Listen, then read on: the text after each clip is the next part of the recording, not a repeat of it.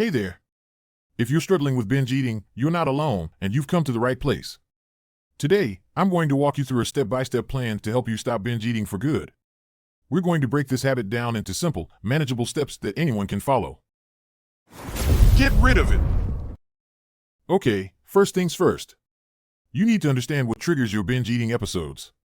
This is different for everyone, but there are some common triggers to be aware of, like stress, boredom, or even specific foods that make you feel out of control.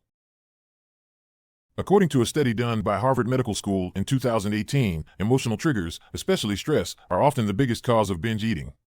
That means it's not just about being hungry, it's about what's happening in your life and how you're coping with it. Here's what you can do. Take a moment to think about the last time you binged. What were you feeling right before it happened? Were you stressed, anxious, or maybe just bored? Write it down in a journal. This step of recognizing your triggers will help you to be more aware the next time it happens. Next, you've got to stop skipping meals. I know it can feel like skipping a meal might help you avoid overeating, but it actually has the opposite effect. When you deprive yourself, your body eventually goes into panic mode, leading you to overeat later in the day.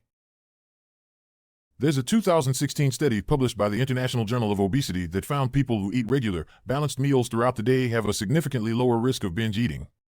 So, what does this look like in practice? Plan out 3 meals and 2 healthy snacks a day. Make sure you're including protein, fiber, and healthy fats in each meal. These are the things that keep you full and satisfied for longer. For example, start your day with oatmeal and some fruit, or scrambled eggs with whole grain toast. This will help stabilize your blood sugar, and trust me, it makes a huge difference. Break the restriction mentality. One of the biggest mistakes people make is falling into the all-or-nothing mindset when it comes to food. This is the cycle of restricting food, and then eventually giving in, which leads to binging. It's important to stop labeling foods as good or bad.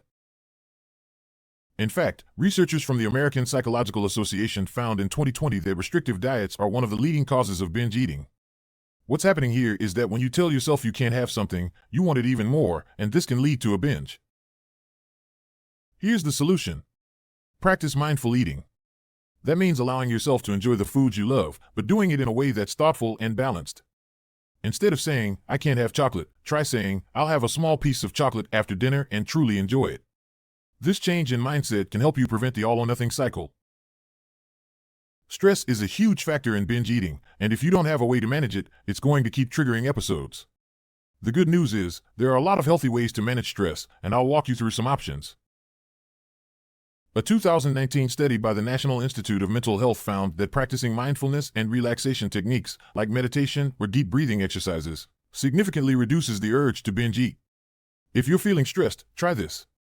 Close your eyes, take a deep breath in for 4 counts, hold it for 4 counts, and then breathe out for 4 counts. Repeat this 4 times. It sounds simple, but it works wonders at calming your body and mind.